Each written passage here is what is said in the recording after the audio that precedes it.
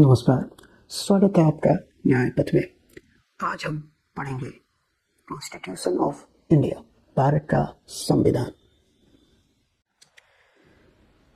संविधान एक देश में और सभी लॉज की जननी है। The constitution of any country is the mother of all laws in that country.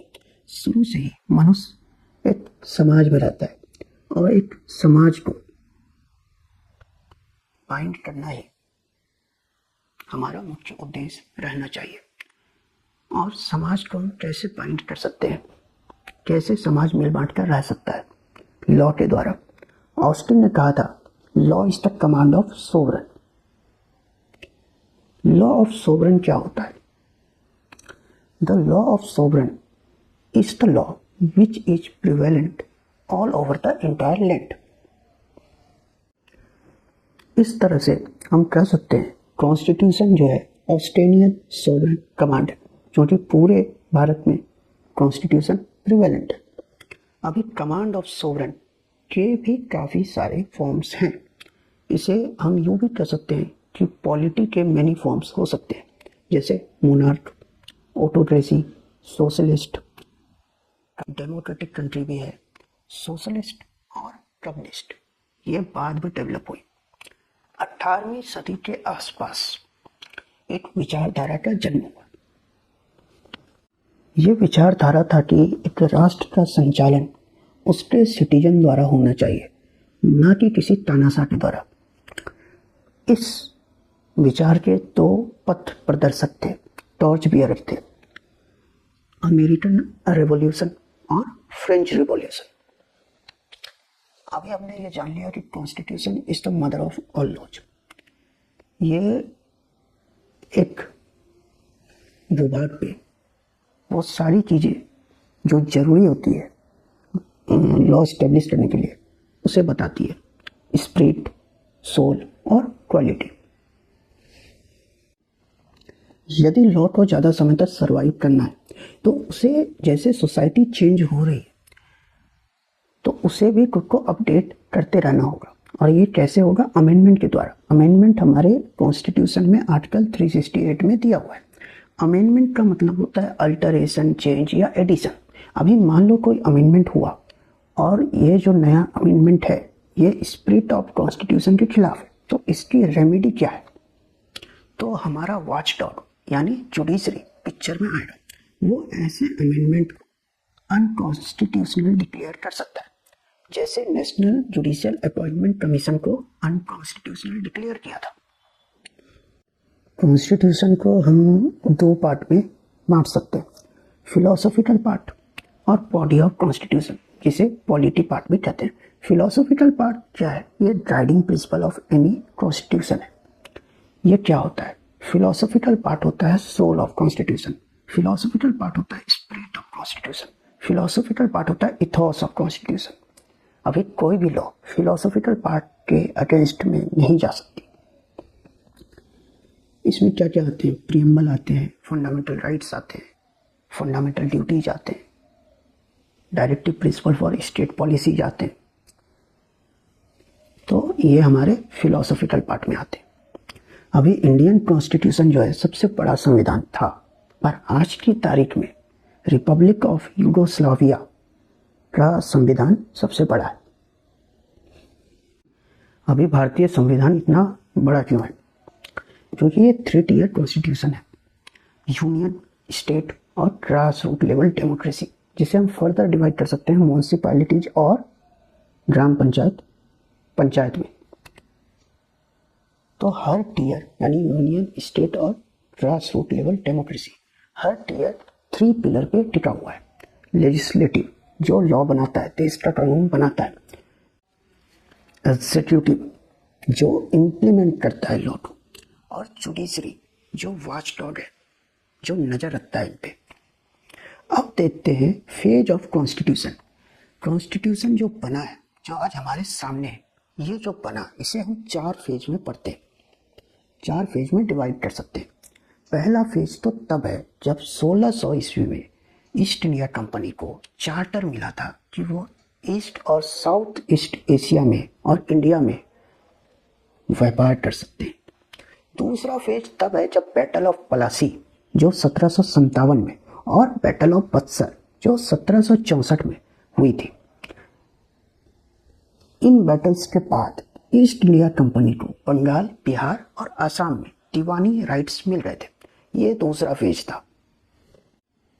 तीसरा फेज 1857 का सिपाही विद्रोह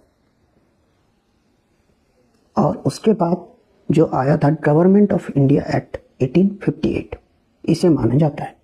और चौथा phase government of India act 1935 से लेके फ्रेमिंग ऑफ आवर कॉन्स्टिट्यूशन तक फोर्थ फेज में आता है। अभी हम एक एक करके one by one in phase के इंपॉर्टेंट इवेंट्स पे नजर डालेंगे। चार्टर 1600 में आया। विलियम हॉकिंस जहांगीर के कोर्ट में 1608 में गए। ट्रेड करने के लिए सर्टेन कंसेंसस मिला उनको। फिर 1615 में सर थॉमस रो जहांगीर के ही कोर्ट में गए और इनको ट्रेडिंग पोर्ट बनाने की परमिशन मिली। पहली फैक्ट्री सूरत में लगी, इस्टेब्लिश हुई थी। अब आगे 1773 में रेगुलेटिंग एक्ट आया जिसे इंडिया बिल 1773 भी कहा जाता है या फिर लॉर्ड नॉर्थ बिल भी कहा जाता है। अब से हर 20 साल पे चार्टर रिन्यू होने का प्रावधान बना इस बिल में। ये एक्ट इंडिया में सेंट्रल एडमिनिस्ट्रेशन का फाउंडेशन था।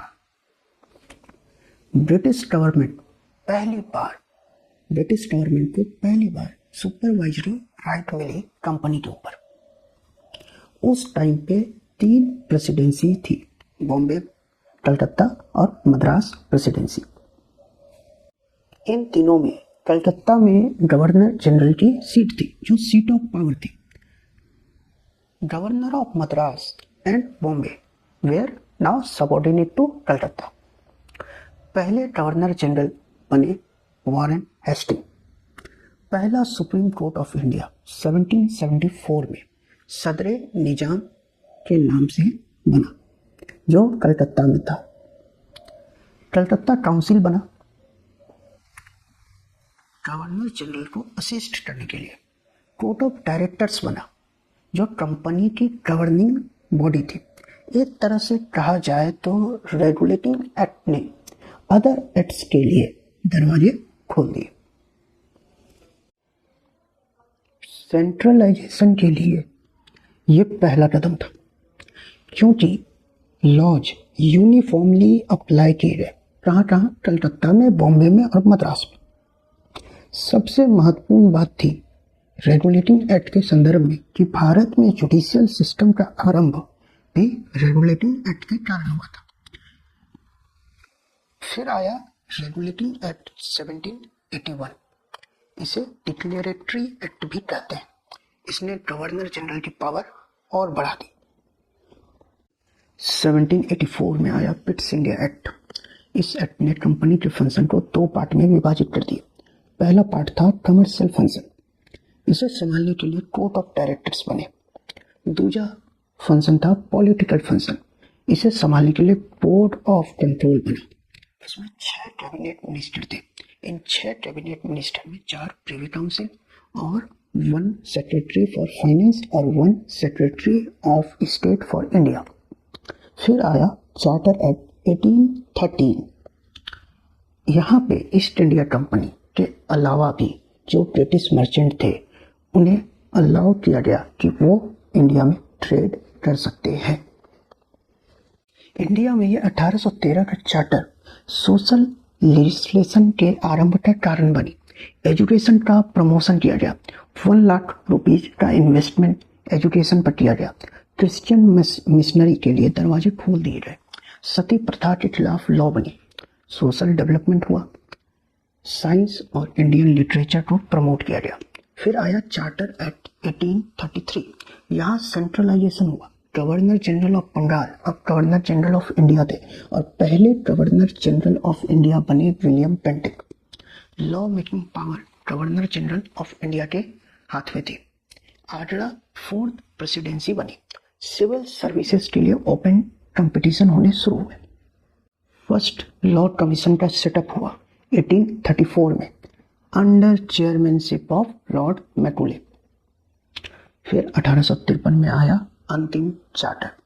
यहाँ लेजिस्लेटिव और एग्जीक्यूटिव फंक्शन सेपरेट किए गए, सेपरेशन ऑफ पावर।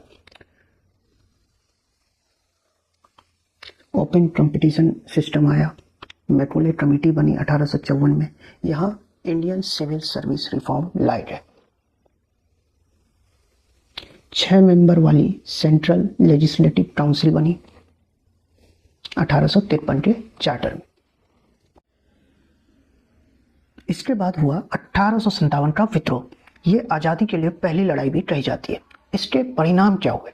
इंडिया अब क्राउन रूल के अधीन था। 1858 का गवर्नमेंट ऑफ इंडिया एक्ट आया।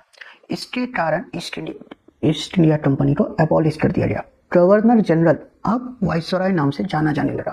पहले वाइसरॉय बने Lord Canning. Dual system abolish हो गया। नई ऑफिस बनी secretary of state for Indian affairs.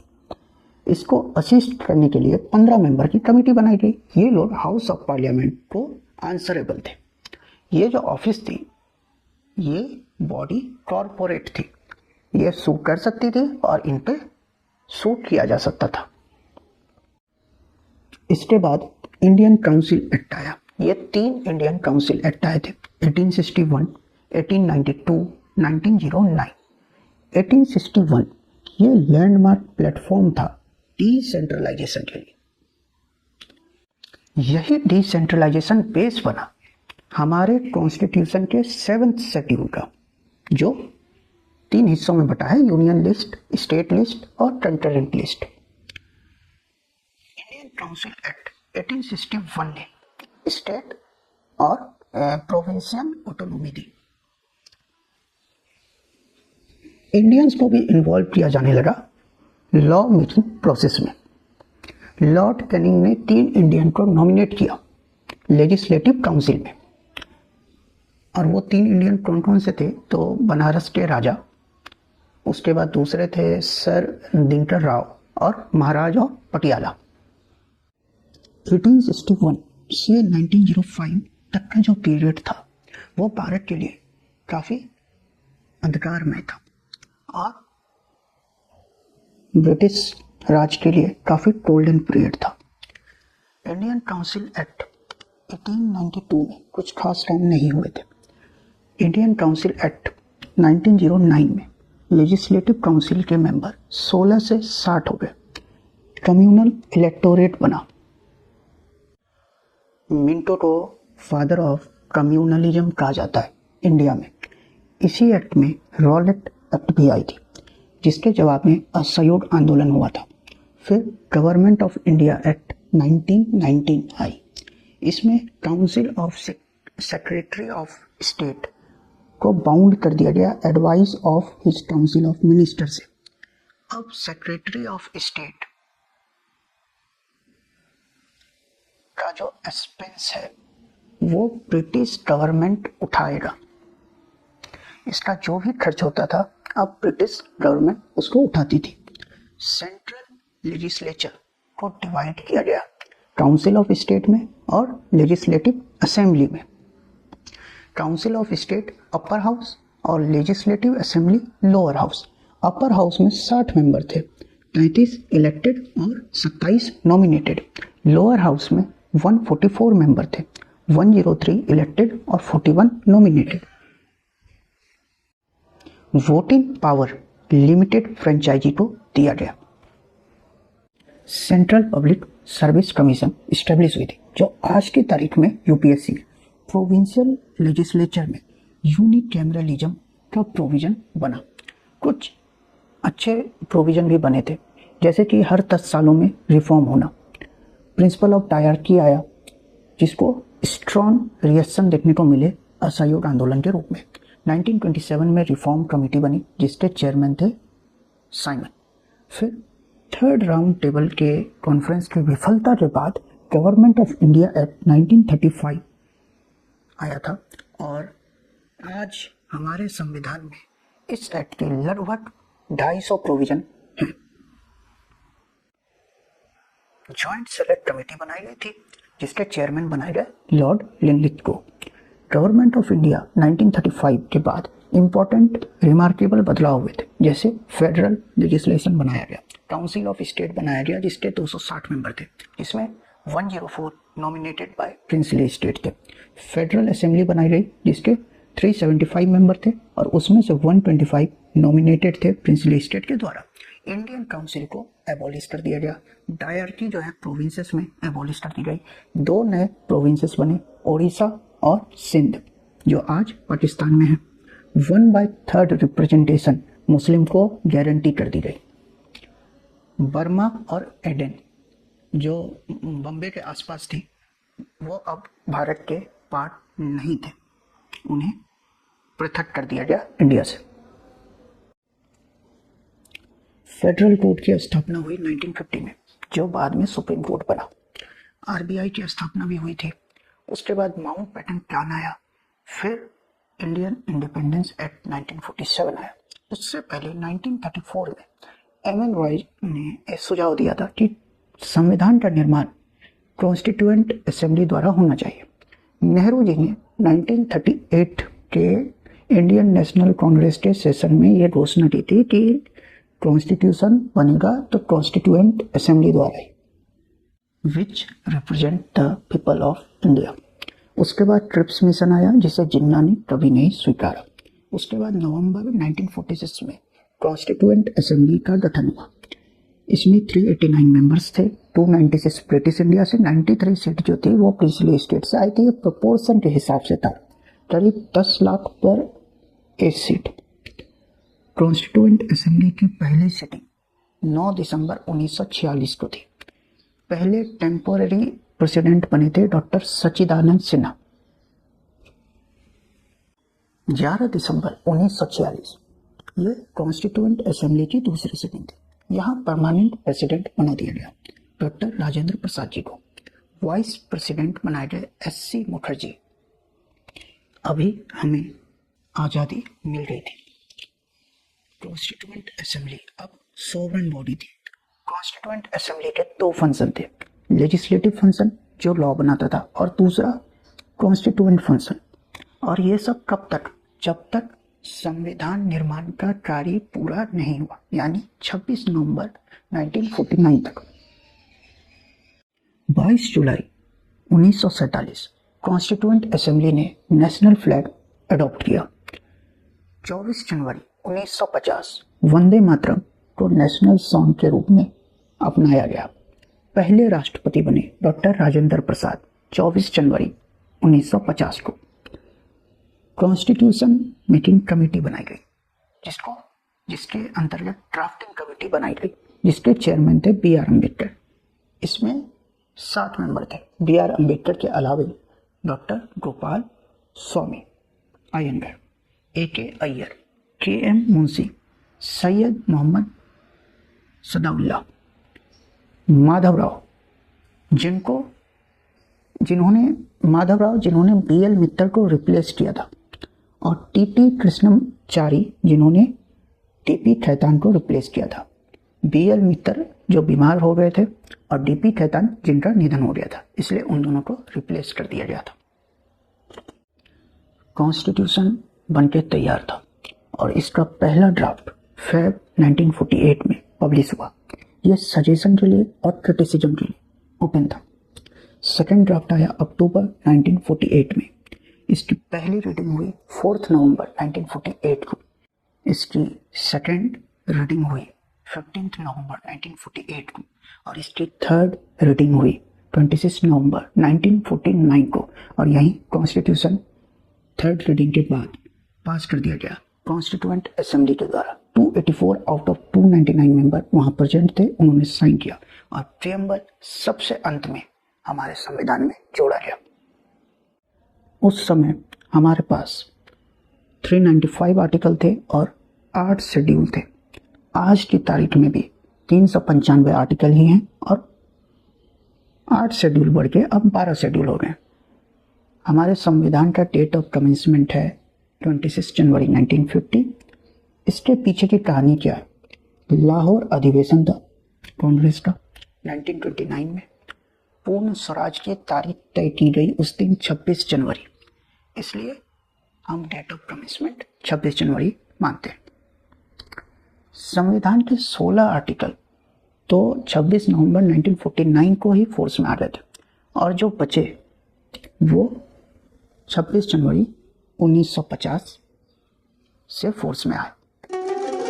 तो ये था हमारा संविधान का पहला लेक्चर। तो आज के लिए इतना ही, फिर मिलते हैं। Thank you.